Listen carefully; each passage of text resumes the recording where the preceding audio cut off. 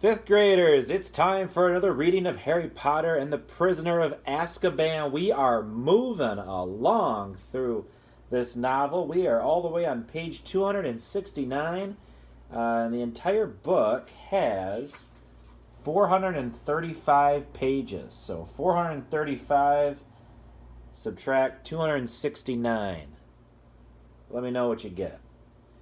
Alright, the next chapter is chapter 14. It is titled Snape's Grudge. Enjoy.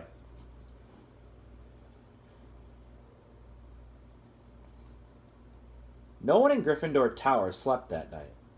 They knew that the castle was being searched again, and the whole house stayed awake in the common room, waiting to hear whether Black had been caught.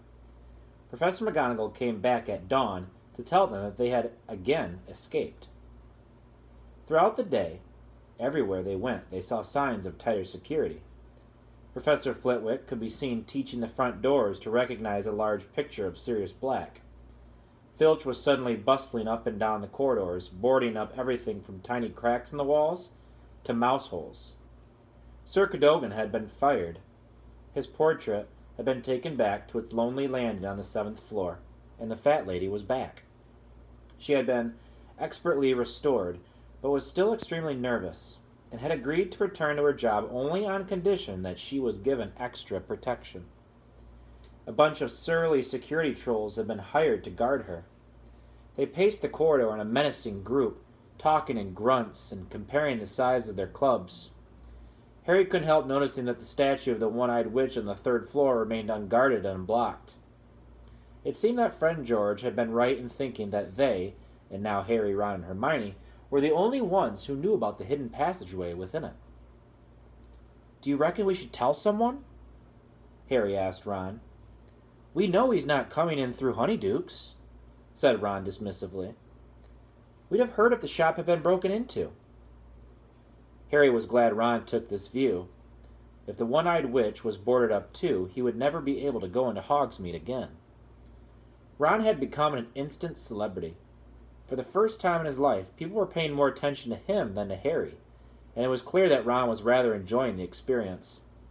Though still severely shaken by the night's events, he was happy to tell anyone who asked what had happened, with a wealth of detail. "I was asleep, and I heard this ripping noise, and I thought it was in my dream, but then there was this draft. I woke up, and one side of the hangings on my bed had been pulled down. I rolled over, and I saw him standing over me, like a skeleton, with loads of filthy hair, holding this great long knife, must have been 12 inches, and he looked at me, and I looked at him, and then I yelled, and he scampered." "Why, though?" Ron added to Harry as the group of second-year girls who had been listening to his chilling tale departed. "Why did he run?" Harry had been wondering the same thing. Why had Black, having got the wrong bed, not silenced Ron and proceeded to Harry? Black had proved 12 years ago that he didn't mind murdering innocent people, and this time he had been facing 5 unarmed boys, 4 of whom were asleep. "He must have known he'd have a job getting back out of the castle once you'd yelled and woken people up," said Harry thoughtfully. "He'd have had to kill the whole house to get back through the portrait hole. Then he would have met the teachers." Neville was in total disgrace. Professor McGonagall was so furious with him, she had banned him from all future Hogsmeade visits, given him a detention, and forbidden anyone to give him the password into the tower. Poor Neville was forced to wait outside the common room every night for somebody to let him in, while the security trolls leered unpleasantly at him. None of these punishments, however, came close to matching the one his grandmother had in store for him.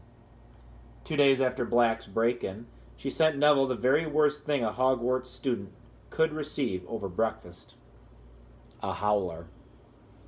The school owl swooped into the great hall, carrying the mail as usual, and Neville choked as a huge barn owl landed in front of him, a scarlet envelope clutched in its beak.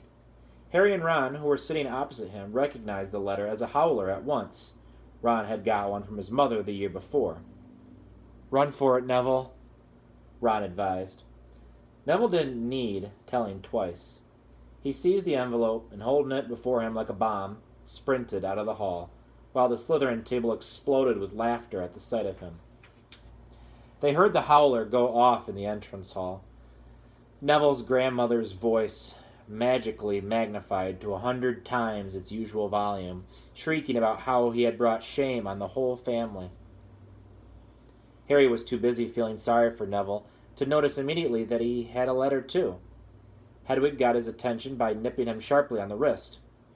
Ouch! Oh, thanks, Hedwig. Harry tore open the envelope while Hedwig helped herself to some of Neville's cornflakes. The note inside said, Dear Harry and Ron, how about having tea with me this afternoon around 6? I'll come and collect you from the castle. Wait for me in the entrance hall. You're not allowed out on your own. Cheers, Hagrid. He probably wants to hear all about Black, said Ron. So at 6 o'clock that afternoon, Harry and Ron left Gryffindor Tower, passed the security trolls at a run, and headed down to the entrance hall. Hagrid was already waiting for them. All right, Hagrid, said Ron. Suppose you want to hear about Saturday night, do you? I've already heard all about it, said Hagrid, opening the front doors and leading them outside. Oh, said Ron, looking slightly put out. The first thing they saw on entering Hagrid's cabin was Buckbeak, who was stretched out on top of Hagrid's patchwork quilt, his enormous wings folded tight to his body, enjoying a large plate of dead ferrets. Averting his eyes from this unpleasant sight, Harry saw a gigantic, hairy brown suit and a very horrible yellow and orange tie hanging from the top of Hagrid's wardrobe door. What are they for, Hagrid? Said Harry. Buckbeak's case against the Committee for the Disposal of Dangerous Creatures, said Hagrid. This Friday. Him and me'll be going down to London together. I've booked 2 beds on the night bus. Harry felt a nasty pang of guilt. He had completely forgotten that Buckbeak's trial was so near, and judging by the uneasy look on Ron's face, he had too. They had also forgotten their promise about helping him prepare Buckbeak's defense. The arrival of the firebolt had driven it clean out of their minds.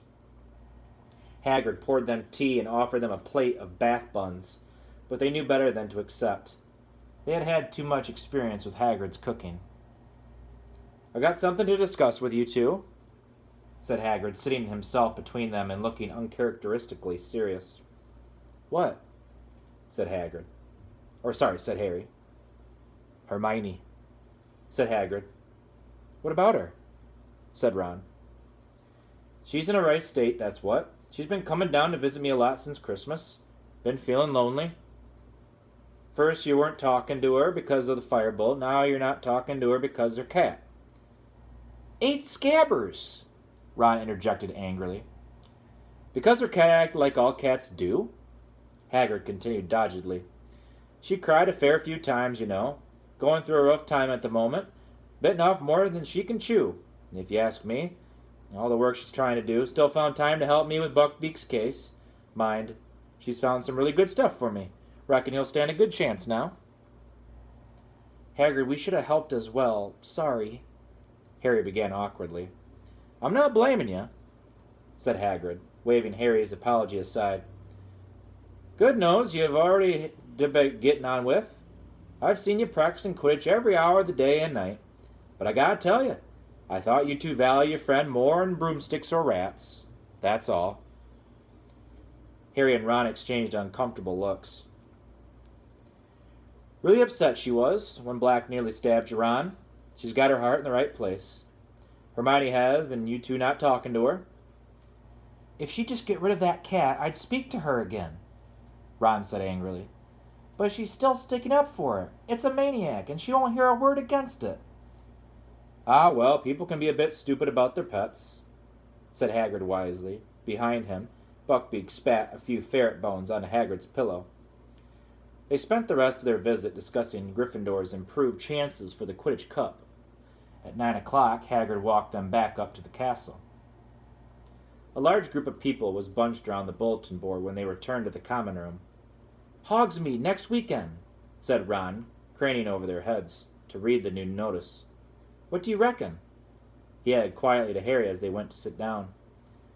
Well, Filch hasn't done anything about the passage into Honeydukes, Harry said even more quietly. Harry, said a voice in his right ear. Harry started and looked around at Hermione, who was sitting at the table right behind them, and clearing a space in the wall of books that had been hiding her. "Harry, if you go into Hogsmeade again, I'll tell Professor McGonagall about that map," said Hermione. "Can you hear someone talking, Harry?" growled Ron, not looking at Hermione. "Ron, how can you let him go with you after what Sirius Black nearly did to you?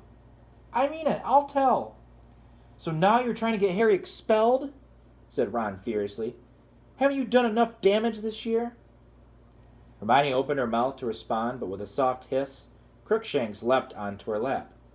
Hermione took one frightened look at the expression on Ron's face, gathered up Crookshanks, and hurried away toward the girls' dormitories. "So how about it?" Ron said to Harry as though there had been no interruption. "Come on, last time we went, you didn't see anything.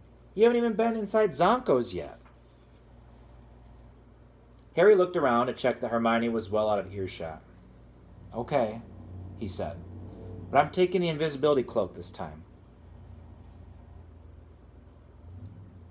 On Saturday morning, Harry packed his invisibility cloak in his bag, slipped the Marauder's map into his pocket, and went down to breakfast with everyone else. Hermione kept shooting suspicious looks down the table at him, but he avoided her eye and was careful to let her see him walking back up the marble staircase in the entrance hall as everybody else proceeded to the front doors. "Bye," Harry called to Ron. "See you when you get back." Ron grinned and winked. Harry hurried up to the third floor, slipping the Marauder's map out of his pocket as he went. Crouching behind the one-eyed witch, he smoothed it out. A tiny dot was moving in his direction. Harry squinted at it. The minuscule writing next to it read, "Neville Longbottom."